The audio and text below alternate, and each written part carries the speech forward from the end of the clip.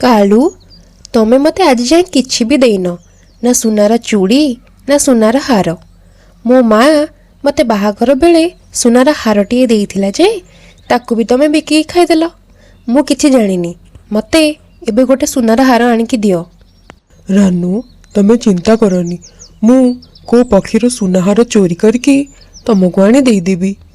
मो बसारे तो किछि भी दाना नहीं, मते एबे दाना जोगाड़ करबाकू जिबाकू पड़िबो।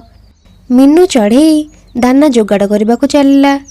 किछि बाट जाए कि ताकू भारी थका लगिला। से जाई नदी कूल बसीगला। अरे सेठी कौन गोटे पड़ी बोधे, जाए देखे। अरे ये तो सुनार हार बोधे को धनी पक्षीर पड़ी जाइची। मते ये हार नहीं से पक्षी को दबाकू पड़िबो, किंतु मु केमिति जानिबी ए हार कहार। मु जाए सबु पक्षी मानक पचारिबी, जार हेइथिबो मु ताकू देइदेबी। मीनू चढ़ेई से हार नेकी मिठुसुआ घर को गला। मिठी भौणी ए सुनाहार मते नदी पाखरु मिलिला, कौन ए हारटी तमर कि? नाई मीनू, ए हार मोर नुहे। एते दामी सुनाहार मु कुआडू आनिबी? मीनू तू जाइकी बंटी को पचारे, मते लागुची ए हारटा ता स्त्रीर हेइथिबो। हाँ ठीक अच्छे मिठू भाई, मु बंटी भाई घर को जाऊची। मीनू चढ़ेई बंटीर बसा आड़ा को जाए। अरे मीनू एते सकाळु सकाळु तू मो बस आड़ को आसचु, सब ठीक अछि तो? हाँ बंटी भाई सब ठीक अच्छे जे, हेले बबली भाउज कुआडे गले? काई से तो दिसु नाहंती। कौन कहबी मीनू, बबली काली रातिरे मो सह झगड़ा करके ता बापा घर को पळेइची। बंटी भाई सुनाहारटा मते नदी पाखरु मिलिला, कौन ए सुनाहारटा बबली भाउजंकर कि?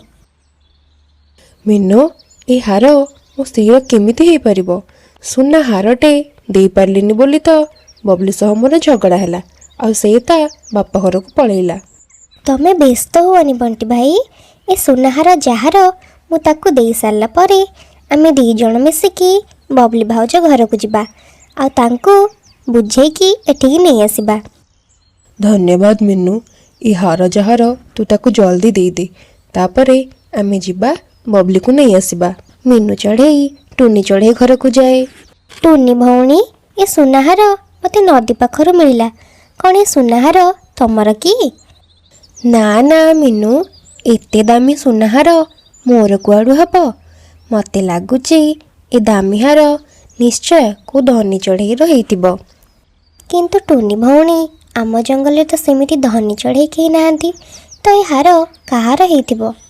हो टूनी भौणी मु जाउची, कालू भाई और रानू भौणी को पचारिबी, तांको ही पचारिबा बाकी रही जाइची। मीनू चढ़ेई काले कुआर बसा आड़ा को चलिला। अरे कालू भाई रानू भौणी तमे दी जण ए जाए सोइच, दिन आसी 2 घड़ी हेलानी। आमे खाइबी एबे सोइचु, तू एठू जा हमको सोइबाकू दे। रानू भौणी उठ, मते तमको किछि पचारिबार अछि, कौन ए सुनाहारटा तमर कि? सुना हारर ना शुणिकी कालुकुआ और रानुकाऊ झटपट उठी पड़ती।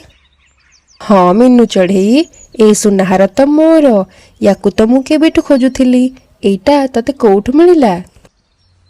मते ए सुनाहार नदी पाखरु मिलिला, पक्का ए हार तमर ना? हाँ हाँ एइटा तो मोरी सुनाहार, आउ एइटा मते मो माँ मो बाहाघर बेले देइथिला। हाँ रानू भौणी ए दामी हार मु तमको दउची, एबेठू याकू संभाल के रखिबो। मीनू चढ़ेई सुनाहार रानू गाँव को देई सेठारु चली जाए। रानू मते तो कहीं लागुनी तम कंजूस माँ तुमको एते दामी हार देइथिबे, निश्चय तमे मिछ कहूच। अरे कालू मो माँ तो भारी गरीब, से एते दामी हार कुआडू मते दबो? मु तो मीनू चढ़ेई को मिछ कहली कि ए हार मोर, किंतु ए हार तो मोर नुहे। अरे वाह रानू तमे केते बढ़िया एक्टिंग करछ। तमे जेते बेले मीनू चढ़ेई को कहिल ए हार तमर बोली, तो मते भी लागिला कि तमे सत कहूच, आ ए सुनाहारटा तमर बोली। कालू मु आज बहुत खुशी, ମୋତେ ଆଜି ସୁନା ହାର ମିଳିଛି, ମୁଁ ୟାକୁ ପିନ୍ଧି ଦେଉଛି। ରାନୁ କାଉ ସାଙ୍ଗେ ସାଙ୍ଗେ ସେ ହାରକୁ ପିନ୍ଧିଦିଏ। ଏପଟେ ଜଙ୍ଗଲର ରାଜା ଚିଲ ଆଉ ତାଙ୍କ ସ୍ତ୍ରୀ ସୁନ୍ଦରୀ ଚଢ଼େଇ ଭାରି ଚିନ୍ତାରେ ଥାନ୍ତି, କାରଣ ମିନୁ ଚଢ଼େଇକୁ ଯେଉଁ ହାରଟି ମିଳିଥିଲା ସେଇଟା ସୁନ୍ଦରୀ ରାଣୀଙ୍କର ଥିଲା, ଯେଉଁଟା ପୂର୍ବଦିନ ରାତିରୁ ଚୋରି ହୋଇଯାଇଥିଲା। ଚିଲ ମହାରାଜ, କାଲି ରାତିରେ ମୁଁ ଶୋଇଥିଲା ବେଳେ ମୋ ହାର କିଏ ଚୋରି କରି ନେଇଯାଇଛି। ସେ ହାର ମୋ ମା' ମୋତେ ଦେଇଥିଲେ। ତମେ କିଛି ବି କର, କିନ୍ତୁ ମୋ ହାର ମୋତେ ଆଣିକି ଫେରେଇ ଦିଅ। ତମେ ଚିନ୍ତା କରନି ରାଣୀ, ତମ ହାର ଯିଏ ନେଇଛି ମୁଁ ତାକୁ କଠୋର ଶାସ୍ତି ଦେବି, ଆଉ ତମ ହାର ଫେରେଇ ଆଣିବି। ମହାମନ୍ତ୍ରୀ, ଯାଅ ଜଙ୍ଗଲର ସବୁ ପକ୍ଷୀମାନଙ୍କ ବସା ଚେକ୍ କର, ଆଉ ଦେଖ ରାଣୀଙ୍କ ସୁନାହାର କିଏ ଚୋରେଇଛି। ଠିକ୍ ଅଛି ମହାରାଜ, ମୁଁ ଏବେ ଯାଉଛି। ମନ୍ତ୍ରୀ ରାଣୀଙ୍କ ସୁନାହାର ଖୋଜିବାକୁ ଜଙ୍ଗଲ ଅଭିମୁଖେ ଗଲେ। କାଲି ରାତିରେ ମୁଁ ରାଣୀଙ୍କର ସୁନାହାର ଚୋରି କରିଥିଲି, କିନ୍ତୁ ଅନ୍ଧାରରେ ସେ ହାର କୋଉଠି ପଡ଼ିଗଲା ମୁଁ ଏଯାଏଁ ବି ପାଉନି। ବୋଧେ ମୋ ଭାଗ୍ୟ ହିଁ ଖରାପ। ଏପଟେ ରାଜା ପଠେଇଥିବା ମନ୍ତ୍ରୀ ବଣ୍ଟି ଚଢ଼େଇର ବସାରେ ରାଣୀଙ୍କ ସୁନାହାର ଖୋଜନ୍ତି। ମହାମନ୍ତ୍ରୀ, ମୁଁ ସେତେବେଳଠୁ ଆପଣଙ୍କୁ କହୁଛି ମୁଁ ରାଣୀଙ୍କର ସୁନାହାର ଚୋରି କରିନି, କିନ୍ତୁ ଆପଣ ସେତେବେଳୁ ମୋ ବସାରେ ଖୋଜୁଛନ୍ତି। ସେଠୁ କିଛି ନ ପାଇ ମହାମନ୍ତ୍ରୀ ମିଠୁଶୁଆ ବସାକୁ ଯାଆନ୍ତି। ସେଠି ବହୁତ ସମୟ ଖୋଜିଲା ପରେ ସେଠି ବି ତାଙ୍କୁ କିଛି ମିଳେନି। ଏହିପରି ମହାମନ୍ତ୍ରୀ ମିନୁ ଚଢ଼େଇ ଓ ଟୁନି ଚଢ଼େଇ ବସାରେ ବି ଖୋଜନ୍ତି, କିନ୍ତୁ ତାଙ୍କୁ ସୁନାହାର ମିଳେନି। ଶେଷରେ ମହାମନ୍ତ୍ରୀ ଯାଇ କାଳୁକୁଆ ବସାରେ ପହଞ୍ଚିଲେ ଓ ଦେଖିଲେ ଯେ ସୁନ୍ଦରୀ ରାଣୀଙ୍କ ହାର ରାନୁ କାଉ ବେକରେ ଝୁଲୁଛି।